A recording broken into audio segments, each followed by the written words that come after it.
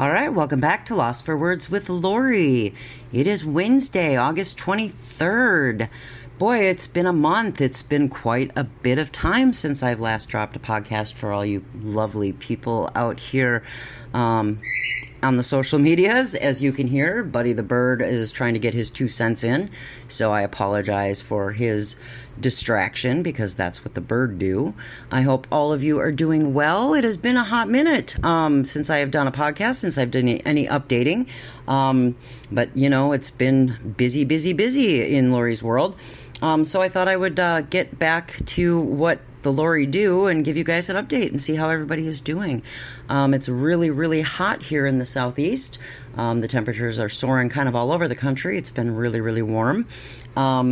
But yeah, so I hope everyone is doing well.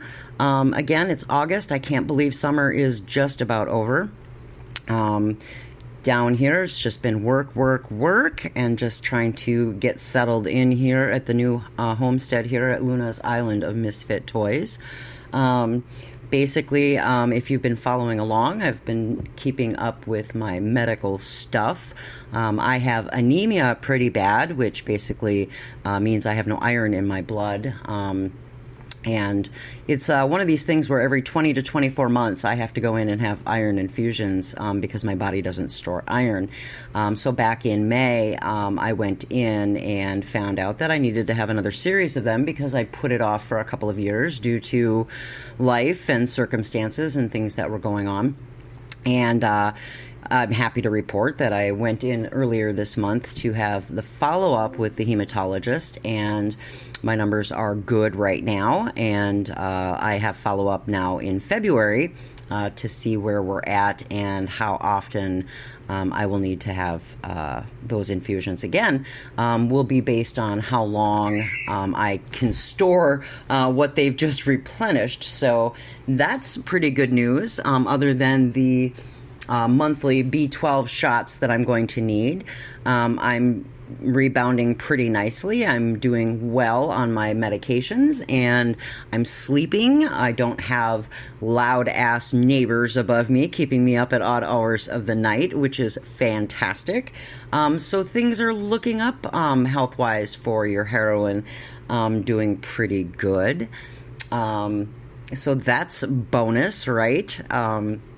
Just working, still working, the day gig and the part-time gig once a week.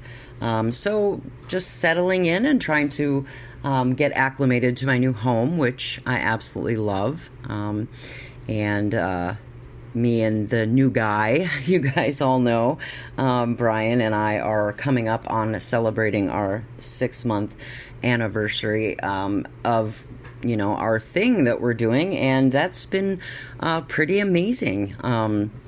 So, just life, liberty, and the pursuit of happiness. You know how that goes.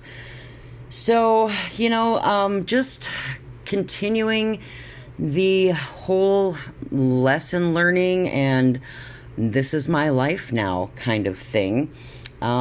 And one of the things that I kind of wanted to unwrap today with the lesson learning and my new life and what I've been kind of doing as of late is I wanted to kind of talk a little bit about cultures and countercultures and what that means, and something that I've been kind of thinking about and what I've kind of learned as far as a new lesson as of late. Just kind of, I kind of sit down with a notepad and I take notes and I write down things and ideas as they happen and unwrap in my world because, I do therapy and I do a lot of shadow work and I do a lot of insightful, meaningful lessons and homework for myself because that's what we do, right? And one of the things that I've been thinking about, especially as it pertains to This Is My Life Now and some of the things that I do, is thinking about my culture and my counterculture and what my life is and how I grew up.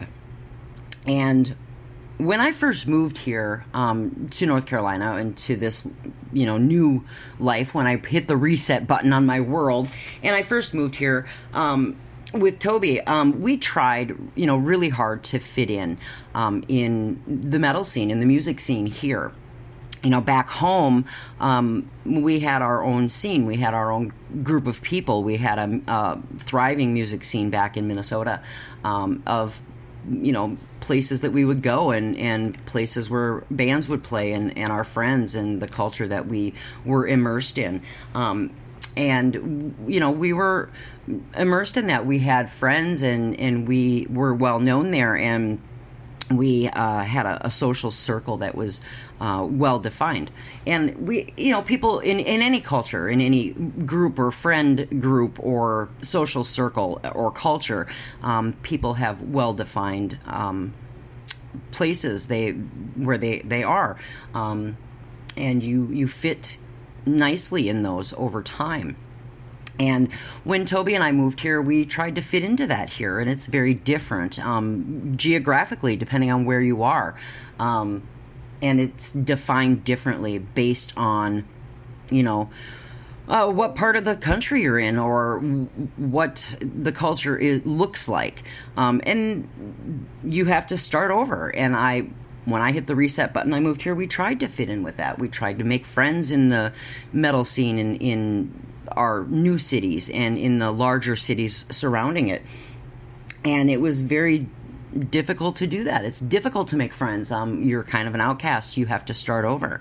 And we, tried to make friends and assimilate and be, part of that world here. We went on to do internet radio and be DJs, and we found a new family with Metal Messiah Radio, and we found a new space there and made our name and did that thing, and it was wonderful. And Toby decided to go do YouTube, and we found a new culture there, in a new community there, and you fit in, and you find a space, and you find a place where you belong, and you find and make new friends, and you assimilate, and you learn, and you adapt, right? And you figure out where you fit. And I think that's important. I think it's important in anybody when you are in any kind of a friend group or a culture or a society of people where you try to make friends, and you try to, create an identity, so to speak, of who you are or what you stand for. And when Toby died, I kind of became a hermit, so to speak, and I had to figure out what I was going to do, because all of those things changed for me.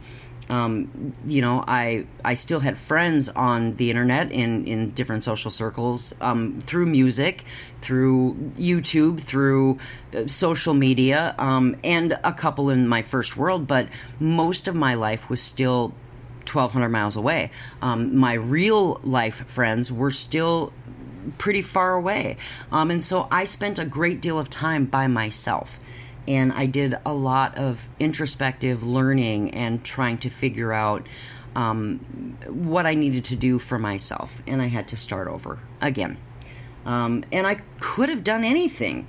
I could have picked anything that I wanted to do to try to find that new life for myself.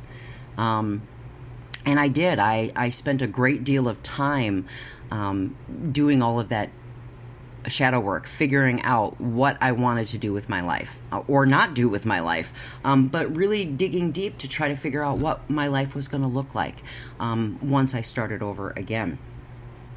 And if you fast forward now, or just a mere 6 months ago when I met my new guy, and what that looked like, and pushing that restart button, and he had his own life, his own social circle, his own culture.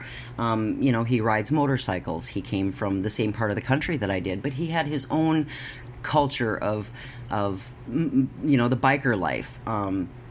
And his culture has its own thing, its own set of rules, its own lifestyle, much like music does for me, or YouTube does for the paranormal people, or say the true crime community does, or every culture has its own set of guidelines, its own rules, its own thing.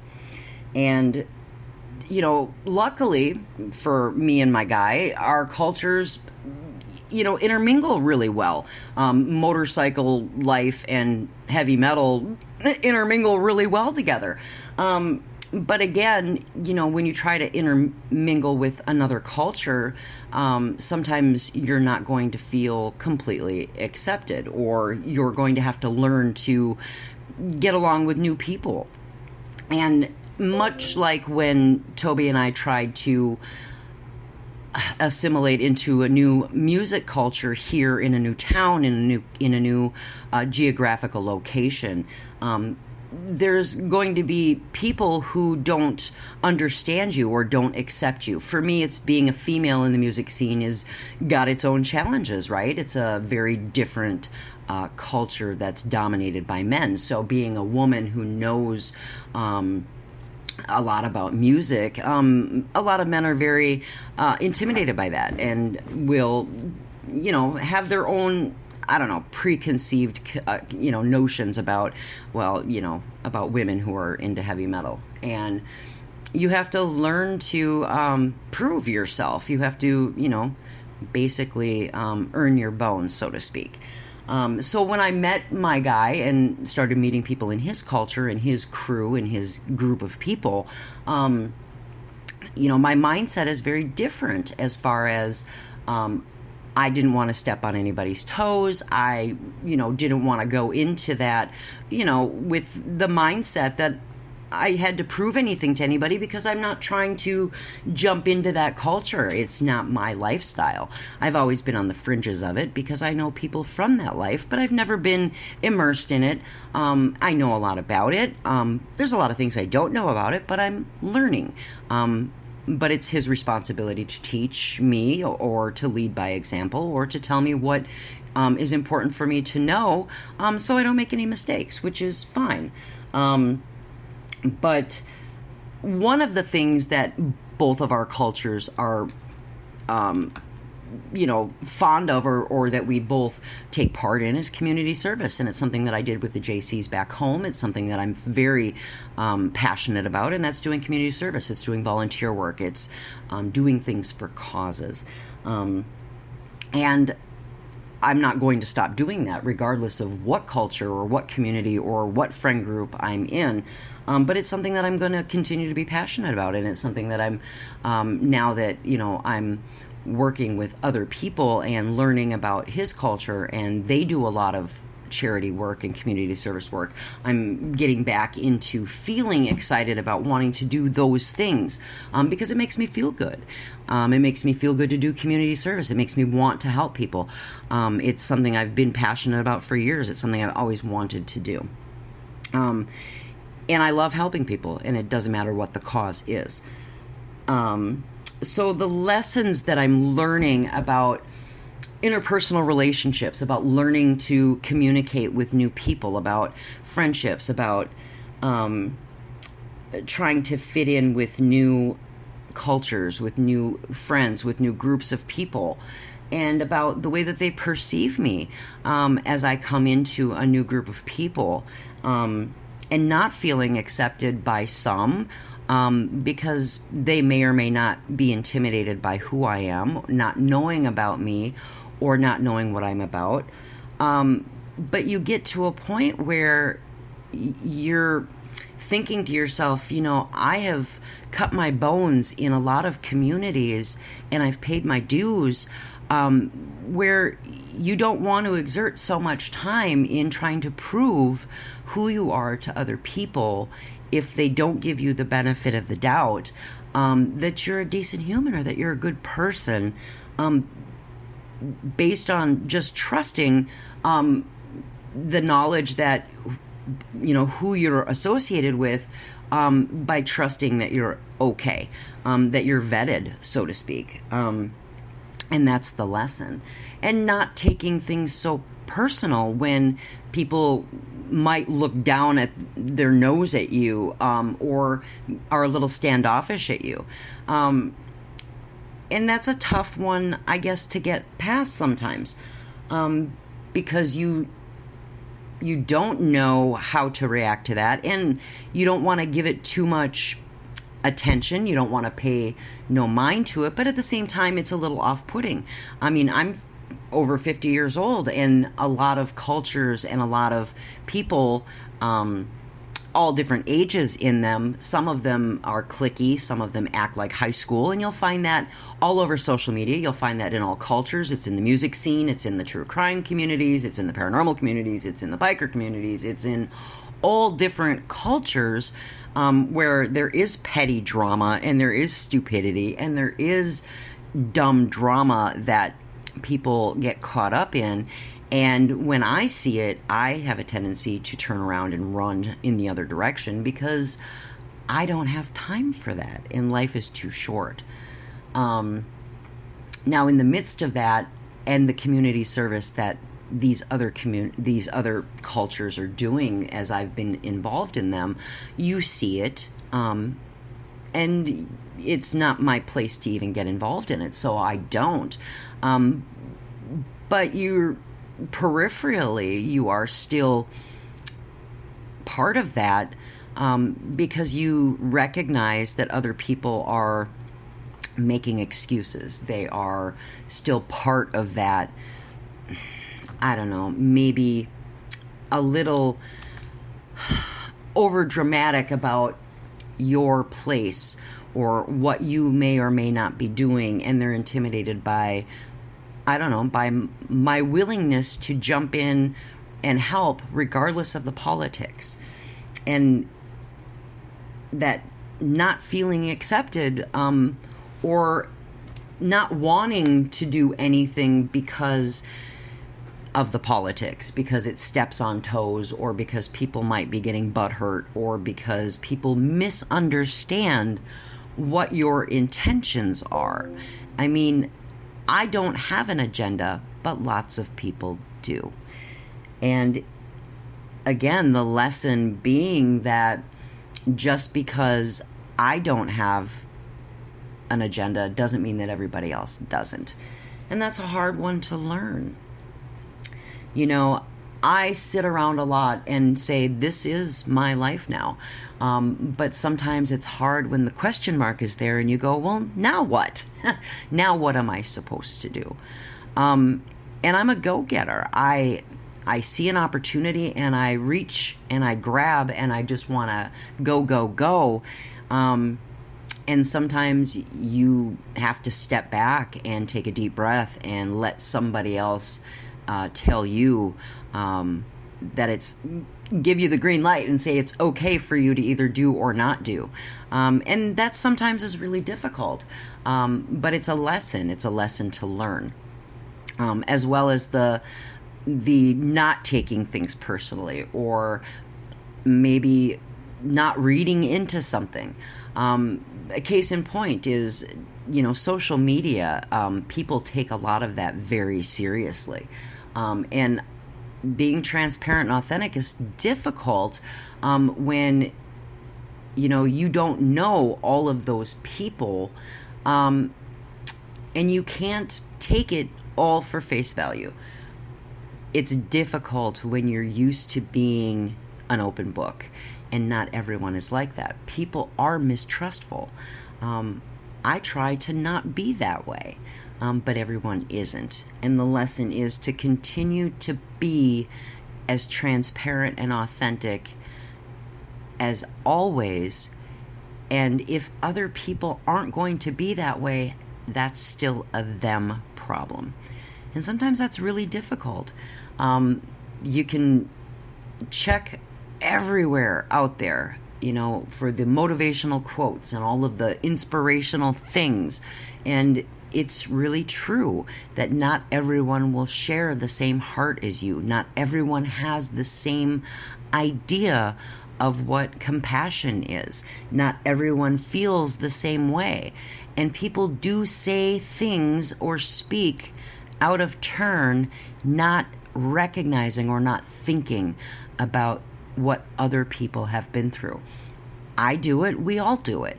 But at the end of the day, unless you address it openly, unless you speak I don't know, authentically, unless you express to people, hey, I know you probably don't know this about me, but this is what I'm thinking. They aren't going to know. And making assumptions, even about people that you may or may not know well. I mean, there's been a handful of people who have accepted me in this new culture because they do recognize my authenticity. They do recognize my ability to be compassionate. They do recognize my ability to be driven to do and passionate about community service and to help. They do recognize that I'm an empath. They do recognize that I'm a good human. And I'm okay with that. But they still may not understand or know everything about me. They may still have hesitation. They don't know. And that's okay. And they might say something that might offend. But it's my responsibility, again, to communicate those things to the people around me at all times, transparently, and let them know that my feelings might be hurt or that I may not agree. And I think a lot of times people are so afraid that that's going to be a deal breaker for friendship. It's okay for us to disagree, even in different cultures, even in different politics, even in different, I don't know, what do you call it? In different, even if you have a different mindset about politics, religion, goals, life skills, we're not always going to have the same belief systems. I mean, even me and my guy have different belief systems about a lot of things. We are very different about religion, politics, and lifestyle. However, we do have the ability to sit down and discuss them without judgment. And sometimes that's very difficult because you're afraid that you won't be accepted for your difference of belief. But again, one of the things that we all have to learn is that it's okay to have a difference of opinion, and neither of us has to be right. We just have to understand that it's different. Our perspective, we all see the world through a different lens. One of the lessons that I did learn is that we are very quick to jump to a conclusion based on the emotion that we're feeling in that given moment. I did it a couple of weeks ago because I was quick to jump to judgment based on my feeling of not feeling accepted by a group of people. And then I felt like kind of an asshole when I recognized that I was wrong. But because I didn't voice my opinion and I didn't blow up about it, I just kind of internalized it for a day or two. Once I realized my mistake, I wrote a note to myself and said, here's a lesson that I need to learn, to step back and understand that just because it appears black and white, it's not necessarily the case. The 24-hour rule about not passing judgment or not making decisions when you're emotional has always rang true for me. And I think the more that I practice it, the easier it becomes. The more that I'm able to communicate what I think, not only to myself, but to others around me, I'm learning that it's okay to listen objectively to other people and to get them to understand that they don't have to fear what they think. They don't have to fear communicating their opinions, and that it's okay to have feelings even if the other person might be offended by them. I think that's the biggest fear that people have about expressing anything about what they feel or what they think, is that if they offend somebody, it's going to cause a whole lot of conflict. And that isn't always the case. I think we all just want to be accepted and liked for who we are, But when it comes down to expressing what we feel, we're afraid that we won't be accepted, and therefore it's not okay to express what we feel.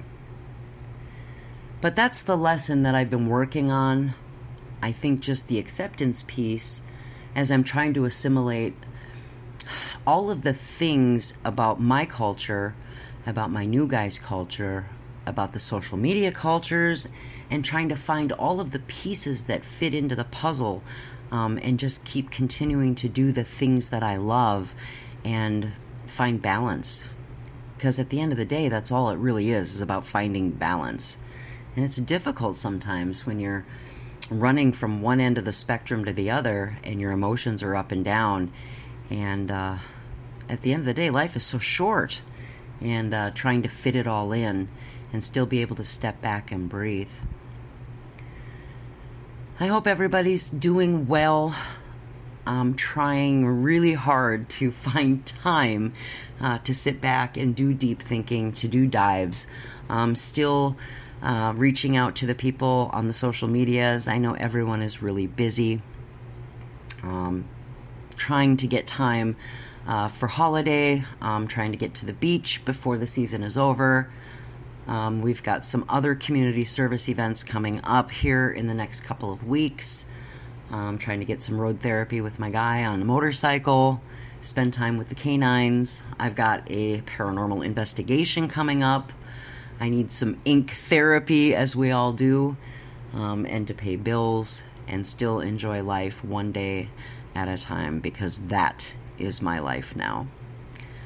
As always, you guys, I hope you continue to just keep doing well. Wash your fucking hands. Be a good human. I hope to update you guys sooner rather than later. Take care. Love y'all.